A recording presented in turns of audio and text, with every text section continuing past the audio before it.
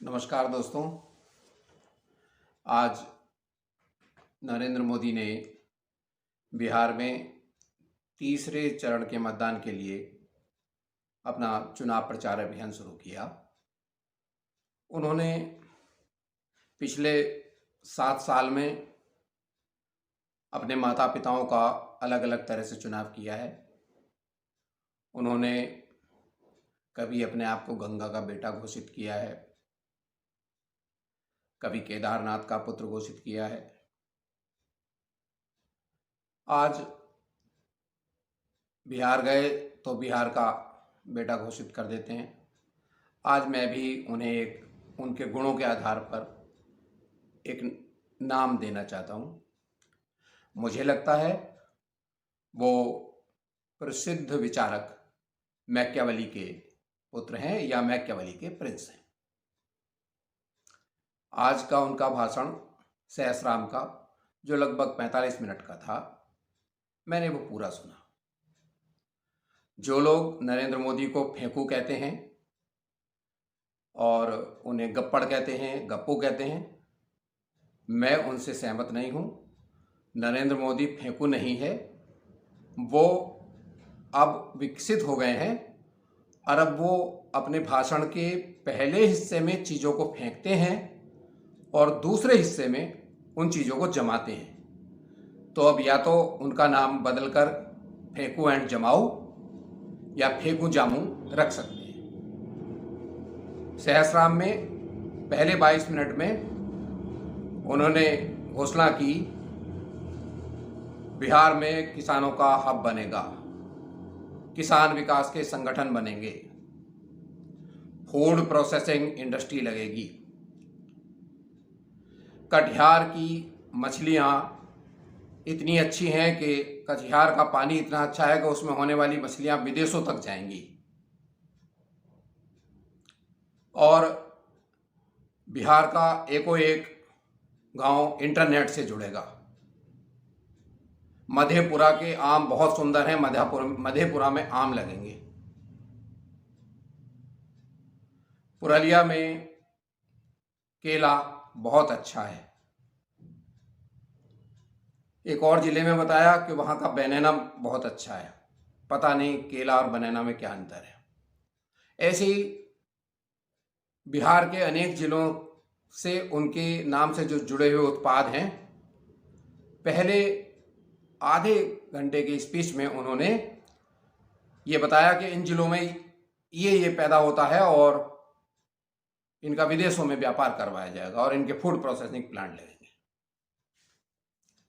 बाद के 15 से 20 मिनट के हिस्से में उन्होंने अपनी उपलब्धियां जब गिनवानी शुरू करी तो बोले, बिहार का एक गांव इंटरनेट से कनेक्ट हो चुका है। जो अकाउंट है वो माँ बहनों के खुले हैं। फिर उन्होंने कहा, लाखों किसानों के जनधन अकाउंट खुले हैं। उन्होंने किसानों, माताओं, बहनों और मजदूरों के अकाउंट में कोरोना काल में पैसे भेजने की बात की। क्या बिहार के किसानों के अकाउंट में जो पैसे गए हैं वो किसान सम्मान निधि से अलग वाले हैं? जो जनधन योजना के अकाउंट वाले पैसे हैं वो जो पूरे देश की योजना है उसी के गए हैं? और ये जो आपने बताया कि कोरोना काल में बिहार के लोगों को मुफ्त राशन देने की पूर्ण व्यवस्था तन्मयता के साथ नीतीश बाबू ने की है।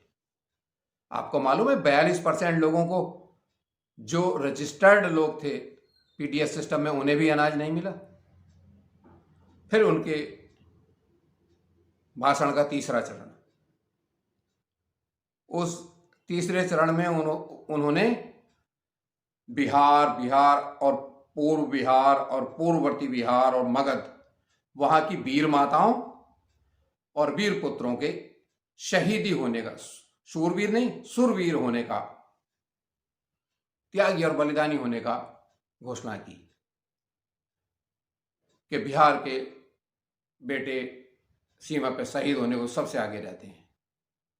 अरे बिहार के बेटे तो सबसे आगे रहते शहीद होने पर जो बिहार के बेटे शहीद हुए 20 चीन, इंडिया चीन के बॉर्डर पे, आपने चीन को क्या कहा? चीन का तो नाम भी नहीं लिया आपने। पूरे 8 महीने हो गए हैं, जैसे आपको काठ मार गया हो। फिर आज के भाषण का जो चौथा अंश था वो बहुत शानदार था। भाइयों बहनों, लोगों को भारत माता की बोलने से भी आपत्ति होगी, उन्हें बुखार आ जाता है। तो भारत माता केवल वो है जो आपने नारे में घड़ रखी है, हिंदुस्तान के नक्शे में एक सुंदर सुघड़ सी स्त्री को सुंदर वस्त्र पहनाकर जो देवी का रूप दिया, वो भारत माता है? या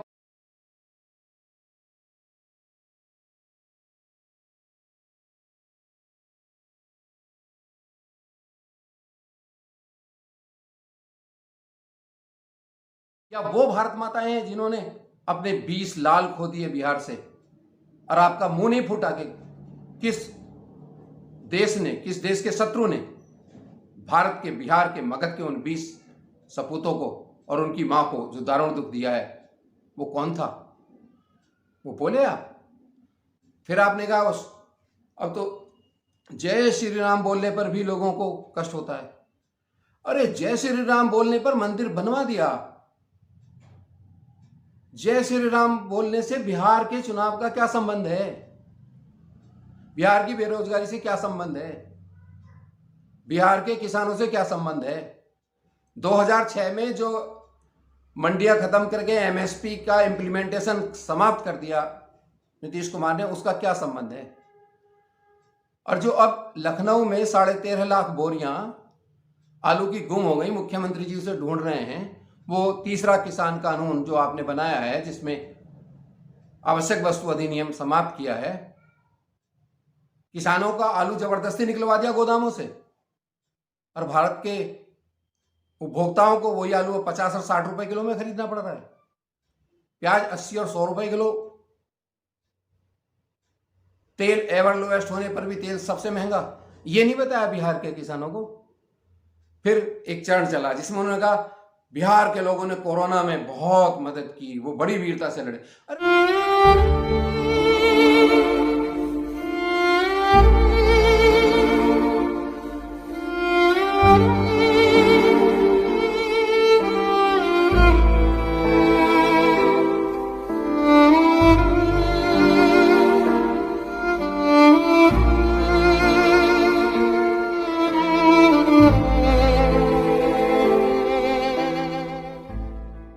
वो वीरता से लड़े, पर तुमने क्या करा? तुमने बसें नहीं चलवाई, तुमने रेल नहीं चलवाई। जब रेल चलवाई तो उसका 1.5 गुना किराया लेने की कोशिश की।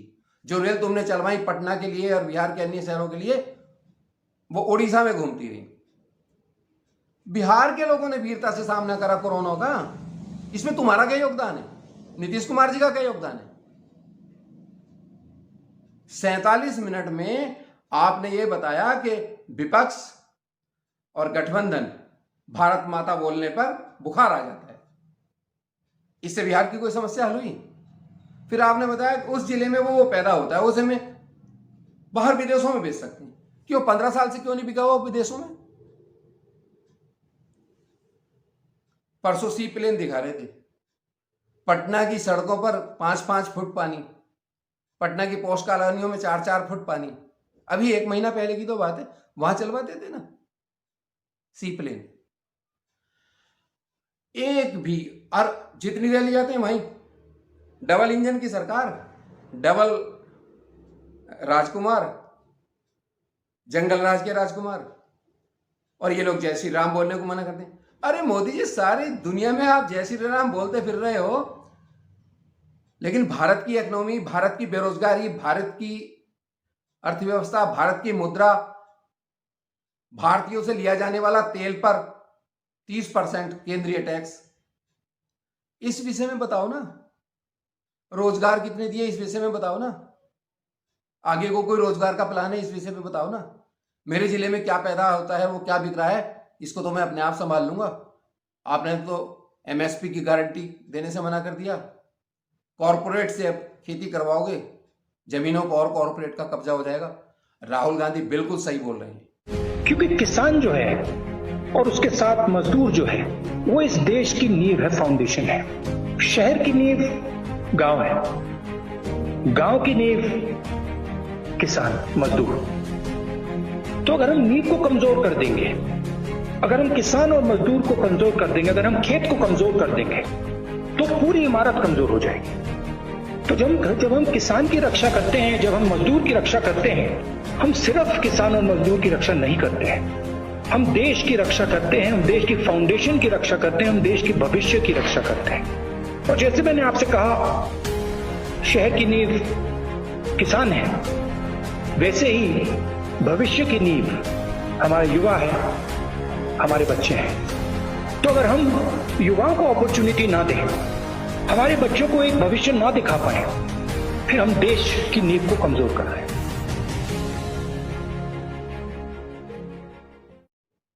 कि किसानों के जो विरुद्ध 3 कानून आपने कृषि कानून, काले कानून पास किए हैं, वो किसानों की जमीन भी हड़प लेंगे। किसानों को एमएसपी का जो है वो नहीं मिलेगा। आप अगर चाहते हैं एमएसपी मिले, तो एमएसपी पर मिनिमम सपोर्ट प्राइस पर खरीदने की गारंटी क्यों नहीं दी आपने कानून में? विपक्षियों की आलोचना कर रहे हो। 15 साल से आप और आपके नीतीश कुमार सत्ता में, 6 साल से आप केंद्र में हैं। आप जो घोषणाएं आज कर रहे हो, फूड प्रोसेसिंग प्लांट आप अब लगा रहे बिहार में। आपने 5 साल पहले, आपको ध्यान है, आपने उत्तर प्रदेश में लगाए थे। आलू के किसान बर्बाद हो गए, बदायूं, आगरा, हाथरस, सारी आलू की मंडियां बर्बाद कर दी आपने।